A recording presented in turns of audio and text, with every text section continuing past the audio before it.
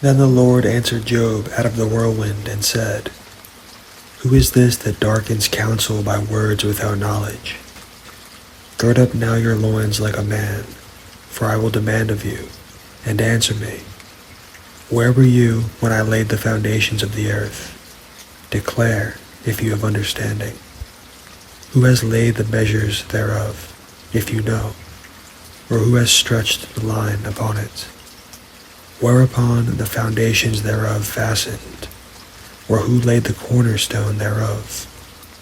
When the morning stars sang together, and all the sons of God shouted for joy? Or who shut up the sea with doors, when it broke forth, as if it had issued out of the womb? When I made the cloud the garment thereof, and thick darkness a swaddling band for it, and broke up for it my decreed place, and set bars and doors, and said, Here will you come, but no further, and here will the proud waves be stayed. Have you commanded the morning since your days, and caused the dayspring to know his place, that it might take hold of the ends of the earth, that the wicked might be shaken out of it? It is turned as clay to the seal, and they stand as a garment. And from the wicked their light is withheld, and the high arm will be broken. Have you entered into the springs of the sea, or have you walked in the search of the depth? Have the gates of death been opened to you? Have you seen the doors of the shadow of death? Have you perceived the breadth of the earth? Declare if you know it all. Where is the way where light dwells? And as for darkness, where is the place thereof? That you should take it to the bound thereof, and that you should know the paths to the house thereof. Do you know it because you were then born, or because the number of your days is great? Have you entered into the treasures of the snow, or have you seen the treasures of the hail, that I have reserved against the time of trouble, against the day of battle and war?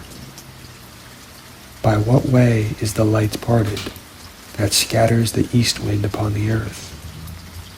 Who has divided a watercourse for the overflowing of waters, or a way for the lightning of thunder, to cause it to rain on the earth where no man is, on the wilderness wherein there is no man, to satisfy the desolate and waste ground, and to cause the bud of the tender herb to spring forth? Has the rain a father, or who has begotten the drops of dew? Out of whose womb came the ice, and the hoary frost of heaven? Who has gendered it? The waters are hid as with a stone, and the face of the deep is frozen. Can you bind the sweet influences of Pleiades, or loose the bands of Orion? Can you bring forth Mazzaroth in his season, or can you guide Arcturus with his sons? Do you know the ordinances of heaven? Can you set the dominion thereof in the earth? Can you lift up your voice to the clouds, that abundance of waters may cover you? Can you send lightnings, that they may go and say to you, Here we are? Who has put wisdom in the inward parts, and who has given understanding to the heart? Who can number the clouds in wisdom, or who can stay the bottles of heaven? When the dust grows into hardness, and the clods cleave fast together, will you hunt the prey for the lion, or fill the appetite of the young lions? When they couch in their dens, and abide in the covert to lie in wait? Who provides for the raven his food, when his young ones cry to God, they wander for lack of meat? Do you know the time when the wild goats of the rock spring forth? Or can you mark when the hinds do calve? Can you number the months that they fulfill? Or do you know the time when they bring forth? They bow themselves, they bring forth their young ones, they cast out their sorrows. Their young ones are in good liking. They grow up with corn, they go forth, and return not to them. Who has sent out the wild ass free? Or who has loosed the bands of the wild ass? Whose house I have made the wilderness, in the barren land his dwellings. He scorns the multitude of the city, neither regards the crying of the driver. The range of the mountains is his pasture, and he searches after every green thing. Will the unicorn be willing to serve you, or abide by your crib? Can you bind the unicorn with his band in the furrow, or will he harrow the valleys after you? Will you trust him, because his strength is great, or will you leave your labor to him? Will you believe him, that he will bring home your seed, and gather it to your barn? Did you give goodly wings to the peacocks, or wings and feathers to the ostrich, that leaves her eggs in the earth and warms them in the dust, and forgets that the foot may crush them, or that the wild beast may break them? She is hardened against her young ones, as though they were not hers. Her labor is in vain without fear. Because God has deprived her of wisdom, neither has he imparted to her understanding. What time she lifts up herself on high, she scorns the horse of his rider. Have you given the horse strength? Have you clothed his neck with thunder? Can you make him afraid as a grasshopper? The glory of his nostrils is terrible. He paws in the valley and rejoices in his strength. He goes on to meet the armed men. He mocks at fear and is not affrighted, neither turns back from the sword. The quiver rattles against him, the glittering spear and the shield. He swallows the ground with fierceness and rage. Neither he believes that it is the sound of the trumpet. He says among the trumpets, "Ha ha," and he smells the battle afar off, the thunder of the captains and the shouting. Does the hawk fly by your wisdom and stretch her wings toward the south? Does the eagle mount up at your command and make her nest on high? She dwells and abides on the rock, upon the crag of the rock and the strong place. From there she seeks the prey, and her eyes behold afar off. Her young ones also suck up blood, and where the slain are, there is she. Moreover, the Lord answered Job and said, Will he that contends with the Almighty instruct him? He that reproves God, let him answer it. Then Job answered the Lord and said, Behold, I am vile. What will I answer you? I will lay my hand upon my mouth. Once I have spoken, but I will not answer. Yea, twice, but I will proceed no further. Then answered the Lord to Job out of the whirlwind and said, Gird up your loins now like a man. I will demand of you, and declare you to me. Will you also disannul my judgment? Will you condemn me, that you may be righteous? Have you an arm like God, or can you thunder with a voice like him?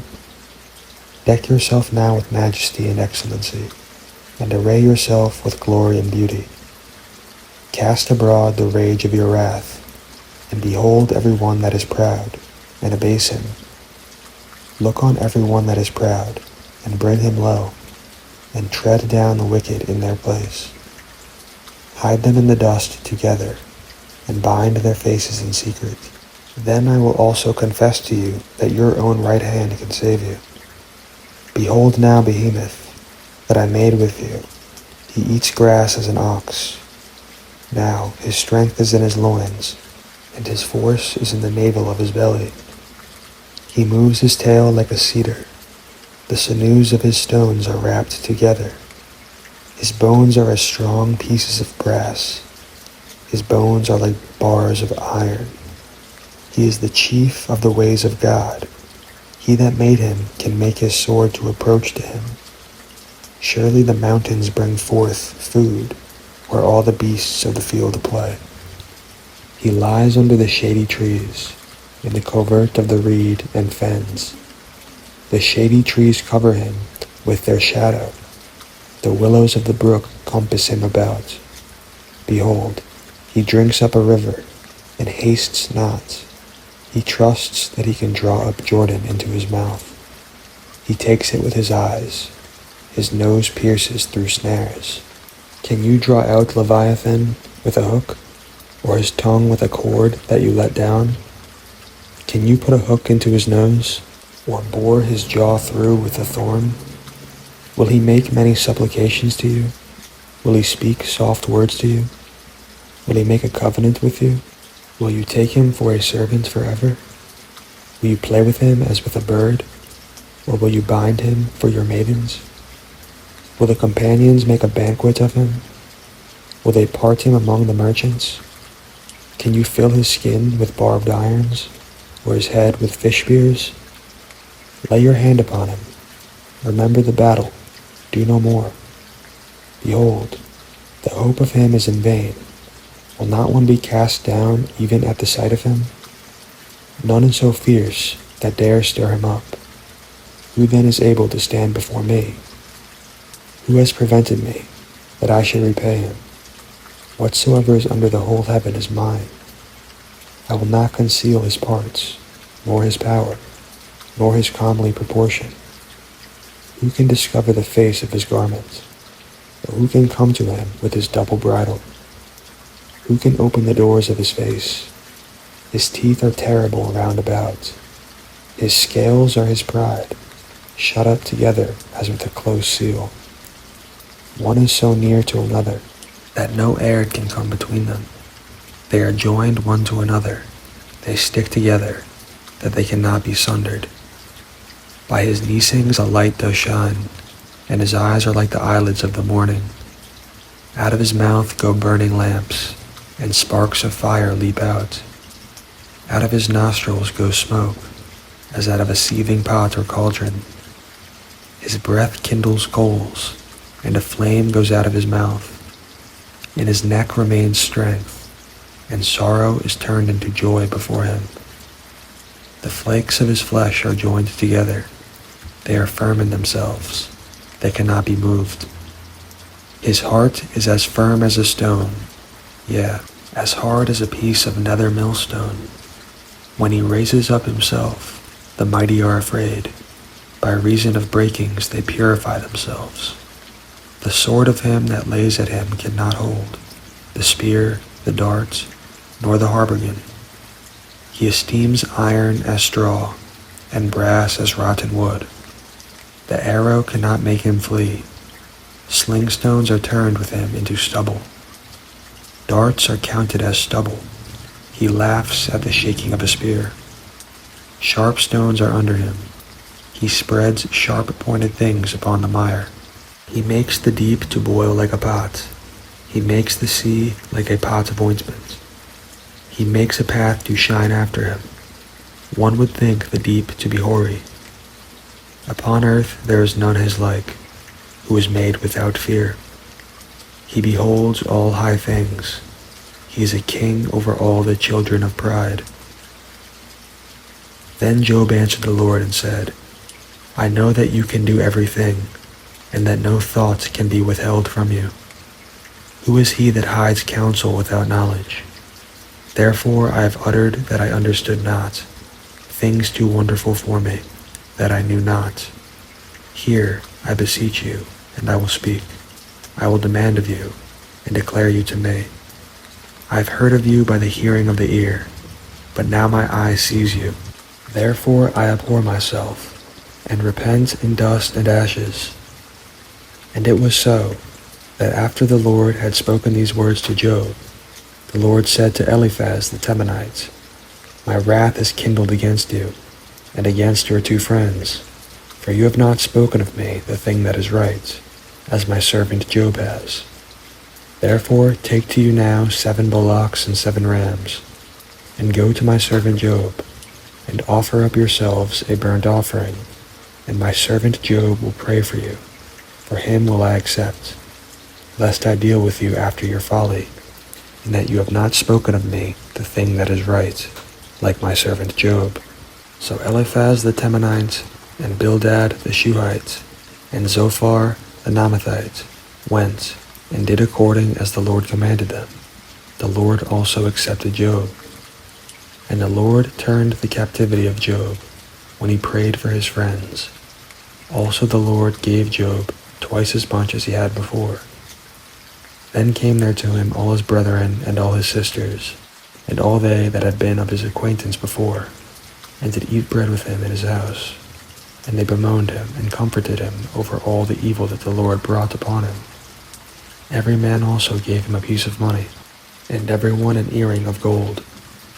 So the Lord blessed the latter end of Job more than his beginning.